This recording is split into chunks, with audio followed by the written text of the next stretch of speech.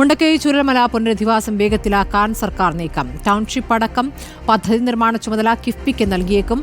പുനരധിവാസ കർമ്മ പദ്ധതിക്ക് അന്തിമ രൂപമായിരിക്കുന്നു. അടുത്ത മന്ത്രിസഭായോഗം കർമ്മ പദ്ധതിക്ക് അംഗീകാരം നൽകും. പുനരധിവാസം വൈകുന്നു എന്ന ഭീതി വേണ്ട എന്ന് മന്ത്രി കെ രാജൻ പ്രതികരിച്ചു. കാലതാമസം ഒഴിവാക്കാൻ വേണ്ടിയാണ് സ്വാഭാവികമായിട്ടും ഡിസാസ്റ്റർ ആക്ട് അനുസരിച്ച് ഭൂമി ഏറ്റെടുക്കാനുള്ള ഉത്തരവ് സർക്കാർ പുറത്തിറക്കിയത്. ആ ഉത്തരവ് ശരിയാണ് എന്ന് തന്നെയാണ് കോടതി പറഞ്ഞിട്ടുള്ളത്.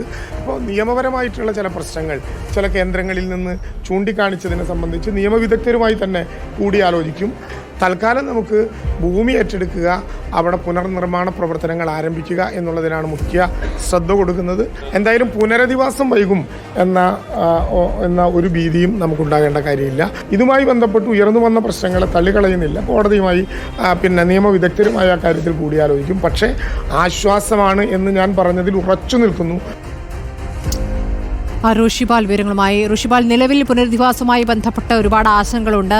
പട്ടികയിൽ തന്നെ ഉൾപ്പെടാതെ കുറച്ചുപേർ ഒഴിവാക്കപ്പെട്ടു എന്നുള്ള വിമർശനം കൂടി ഉയർന്നിട്ടുണ്ട്. അത് ഒക്കെ പുതുക്കുമെന്നുള്ള ഉറപ്പ് ഒരു വശത്ത് ലഭിക്കുന്നു. ഇപ്പോൾ പുനരധിവാസം വൈകില്ല, ടൗൺഷിപ്പിന്റെ പദ്ധതി രേഖയായിരിക്കുന്നു എന്നാണ് മന്ത്രി വിശദീകരിക്കുന്നത്. എപ്പോഴാണ് അന്തിമ രൂപമാവുക ഋഷിപാൽ?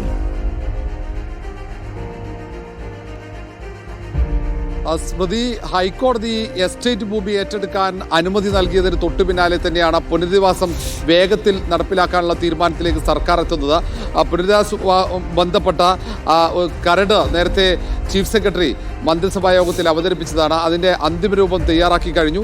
ജനുവരി 1-നാണ് ഇനി മന്ത്രിസഭാ യോഗം ചേരുന്നത്. ആ യോഗത്തിലെ ഏറ്റവും പ്രധാനപ്പെട്ട ചർച്ചകളിലൊന്ന് ഈ വയനാട് പുനരധിവാസമാണ്.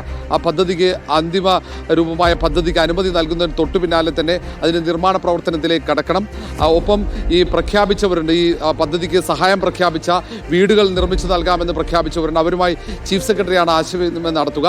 അവരുടെയൊക്കെ സഹായം ഉറപ്പുവരുത്തിക്കൊണ്ട് ഈ പദ്ധതി ടൗൺഷിപ്പോടുകൂടെ നടപ്പിലാക്കുക എന്നത് തന്നെയാണ് തീരുമാനം. സർക്കാർ നേരത്തെ തന്നെ പ്രഖ്യാപിച്ചത് ലോകത്തിന് മാതൃകയാവുന്ന ഒരു പുനരധിവാസമാണ് വയനാട് ലക്ഷ്യമിടുന്നത്. നേരത്തെ കർണാടക മുഖ്യമന്ത്രി സിദ്ധരാമയ്യ കർണാടക പ്രഖ്യാപിച്ച 100 വീടുകൾ അത് നിർമ്മിച്ച് നൽകാൻ തയ്യാറാണ്. പക്ഷേ സർക്കാർ ഒരു അനുകൂല സമീപനമില്ല എന്ന വിമർശനം ഉയർത്തിയിരുന്നു. അതിൻ്റെയൊക്കെ പശ്ചാത്തലത്തിൽ കൂടി പ്രതിപക്ഷമടക്കം പുനരധിവാസം വൈകുന്നു എന്ന വിമർശനം ഉയർത്തുന്ന കൂടി പശ്ചാത്തലത്തിലാണ് ഇപ്പോൾ വേഗത്തിൽ പുനരധിവാസം നടപ്പിലാക്കാനുള്ള ഒരു നീക്കം സർക്കാരിന്റെ ഭാഗത്തുണ്ടാകുന്നത്.